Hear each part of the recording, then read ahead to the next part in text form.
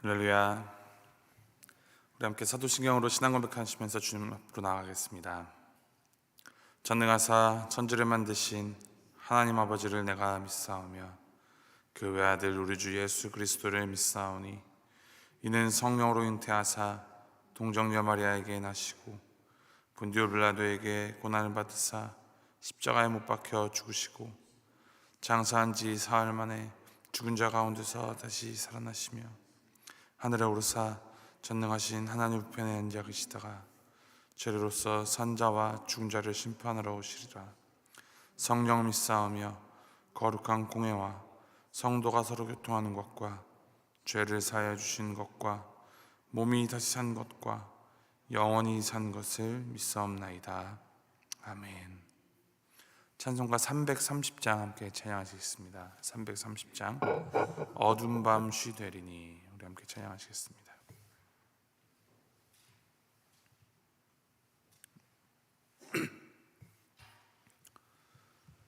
330장 함께 찬양합니다. 어두운 밤 쉬되리니 내 직분 지켜서 찬 이슬 맺힐 때에 일찍 일어나 해 돋는 아침부터 힘써서 일하라. 일할 수 없는 밤이 속히 오리라. 어두운 밤 쉬되리니 내 직분 지켜서 일할 때 일하면서 놀지 말아라. 낮에는 수고하나 쉴 때도 오겠네. 일할 수 없는 밤이 속히 오리라. 어두운 밤 쉬되리니 내 직분 지켜서 지는 해 빗긴 볕에 힘써 일하고 그 빛이 닿아여서 어둡게 되어도 할 수만 있는 대로 힘써 일하라. 아멘. 오늘 주신 하나님의 말씀 느헤미야 3장 1절부터 14절까지 말씀입니다. 느헤미야 3장 1절에서부터 14절까지 말씀 한 절씩 교독하시겠습니다. 느헤미야 3장 1절부터 14절까지 말씀. 1절 말씀 제가 먼저 읽습니다. 그때 대제사장 엘리야십이 그의 형제 제사장들과 함께 일어나 양문을 건축하여 성별하고 문짝을 달고 또 성벽을 건축하여 한메아 망대에서부터 하나넬 망대까지 성별하였고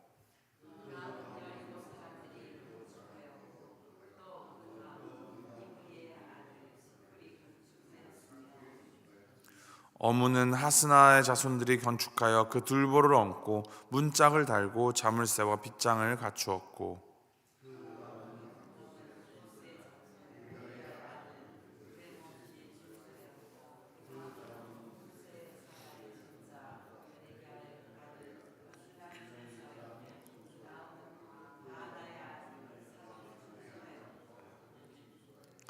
그 다음은 드고아 사람들이 중수하였으나 그 귀족들은 그들의 주인들의 공사를 분담하지 아니하였으며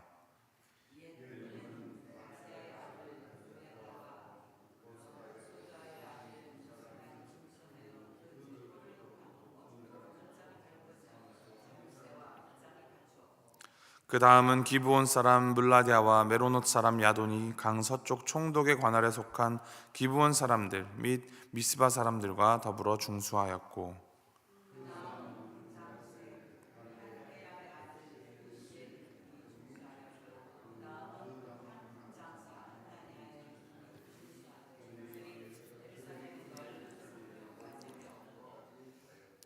그 다음은 예루살렘 지방의 절반을 다스리는 후르의 아들 르바야가 중수하였고,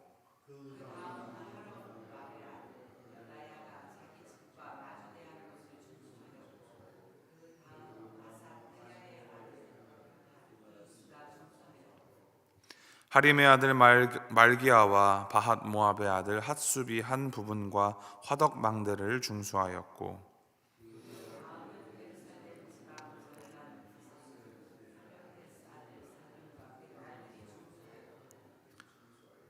골짜기 문은 한운과 산호와 주민이 중수하여 문을 세우며 문짝을 달고 자물쇠와 빗장을 갖추고 또 분문까지 성벽 1000규빗을 중수하였고, 분문은 벳학게렘 지방을 다스리는 레갑의 아들 말기야가 중수하여 문을 세우며 문짝을 달고 자물쇠와 빗장을 갖추었고.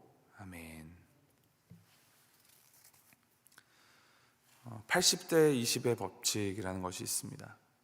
이탈리아의 경제학자 파레토라는 사람이 처음 고안한 법칙인데, 처음에 그는 이 이탈리아의 80%의 땅을 단 20%의 인구가 소유하고 있다는 것을 발견하였습니다.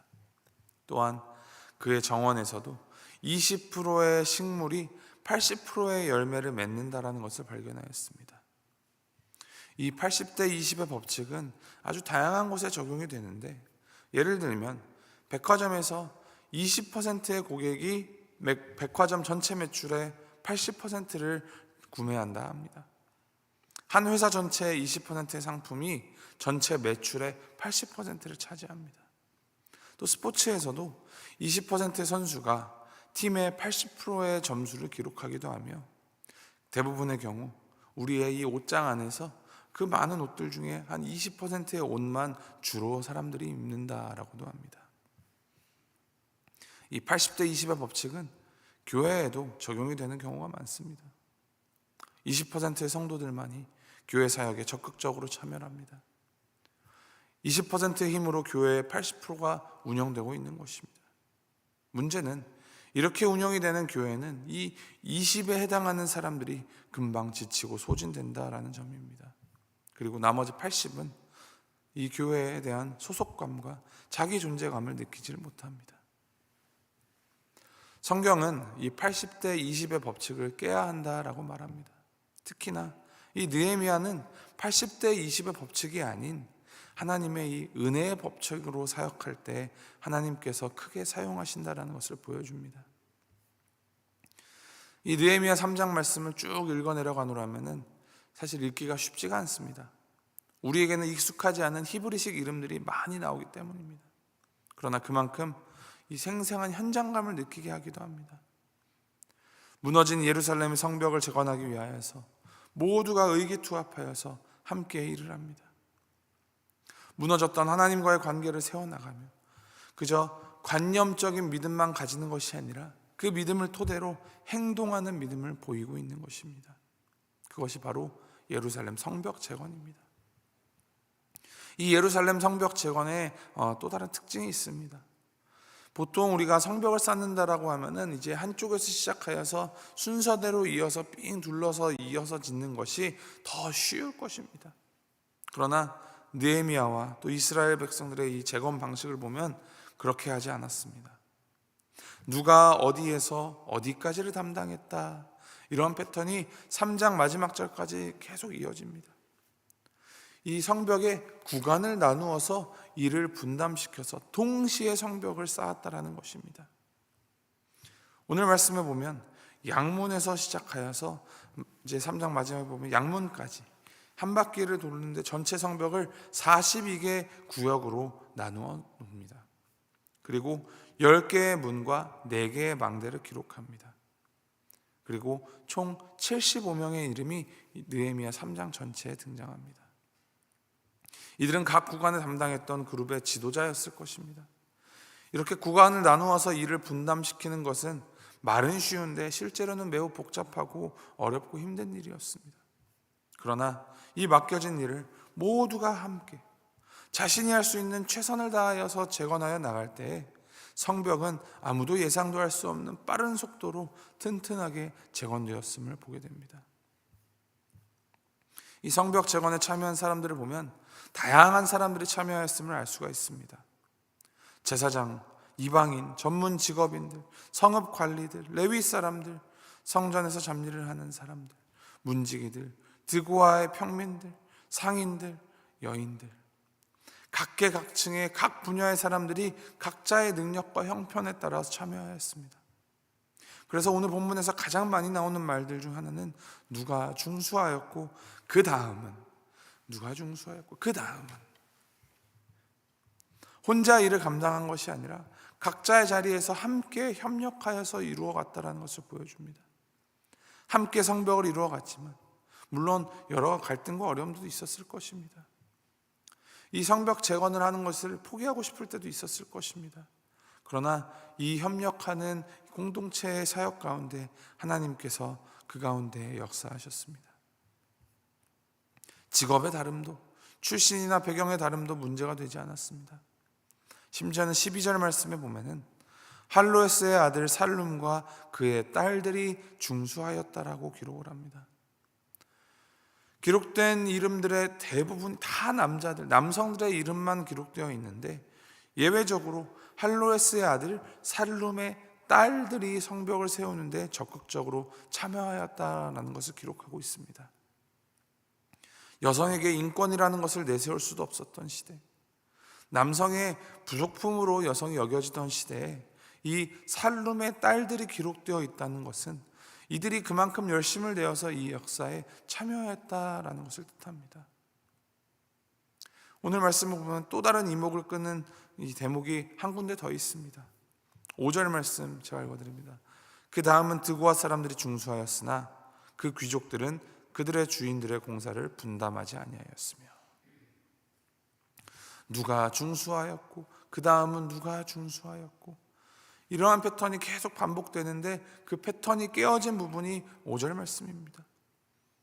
드고아의 귀족들은 성벽 재건의 역사에 동참하지 않았다라는 것입니다. 귀족이라 하면 다른 이들보다 훨씬 더 물질적으로도 여유가 있었던 사람들일 것이었습니다. 육체적으로는 조금 부족할지 모를지언정 다른 방법으로 자신이 할 수 있는 분야로 성벽 재건에 동참할 수 있었을 것입니다. 그런데 그들은 공사를 분담하지 않았다라는 이런 불명예스러운 기록이 남겨져 있습니다. 이 귀족들이 어떤 이유로 성벽 재건에 참여하지 않았는지는 정확히 알 수는 없습니다. 그러나 성경 말씀이 우리에게 말하고 있는 사실은 그들은 이 역사에 참여하지 않았고 하나님께서는 이것에 대하여 기억하시며 그들의 부재에 대하여 말씀으로 기록을 남기셨다는 것입니다. 그리고 이 기록은 우리에게 이렇게 하나님의 사역에 방관자로 남지 말라라는 교훈을 이 한 구절에서 남기고 있는 것입니다. 예루살렘의 성벽 길이는 전체 약 한 2.5마일 정도, 약 4km 정도가 되었다라고 합니다. 142년 동안 무너져서 방치되어 있었던 이 거대한 성벽은 75명의 이 사명감을 가진 이들이 그 어떤 구별이나 차별 없이 하나가 되어서 함께 일하면서 단 52일 만에 다시 세울 수 있었습니다. 이처럼 하나님을 섬기고 주님의 교회를 섬기는 일은 우리 믿는 자들에게 주어진 기회이며 특권입니다. 이 하나님을 섬기는 교회 안에서는 통상적으로 적용이 되는 이 80대 20의 법칙이 깨어져야만 합니다. 20이 80을 떠받드는 그 부조리함을 끊어내고 80, 아니 그 이상이 함께 일하여서 80의 아웃풋이 아닌 100, 200을 만들어내는 것이 하나님을 믿고 따르는 하나님의 몸된 교회여야 합니다. 주어진 섬김의 자리에서 빠져나오는 자는 자신이 슬기롭다, 나는 지혜롭다 생각할지 모르지만 하나님이 보시기에는 불명예스러운 자입니다. 반대로 반드시 해야 하는 의무가 없더라도 이 하나님의 교회와 이 하나님의 공동체를 위하여서 자원하여 주를 섬기는 사람은 하나님께서 반드시 그 이름을 기억해 주십니다. 오늘 말씀에 가장 많이 반복되는 그 다음에 이어서 이제 우리들의 이름을 치어나가야 합니다. 우리의 힘이 아닌 우리 안에서 우리를 통하여서 역사하시는 우리 하나님을 바라보고 이 무너졌던 자리만 보고 좌절하고 남 탓하기보다는 역사하시는 하나님을 바라보며 하나님께 초점을 맞추어 함께 동역하여서 나가는 우리가 되기를 바랍니다. 이것을 기억하시면서 오늘 우리 각자에게 주어주신 그 은혜의 분량대로 각자를 부르시고 세우신 그 자리에서 맡기신 역할을 100% 감당하고 수행하여 나가는, 그래서 하나님 나라를 오늘 하루치만큼 확장시켜 나가는 우리 모두가 되기를 주님의 이름으로 소망하고 축복합니다. 함께 기도하시겠습니다.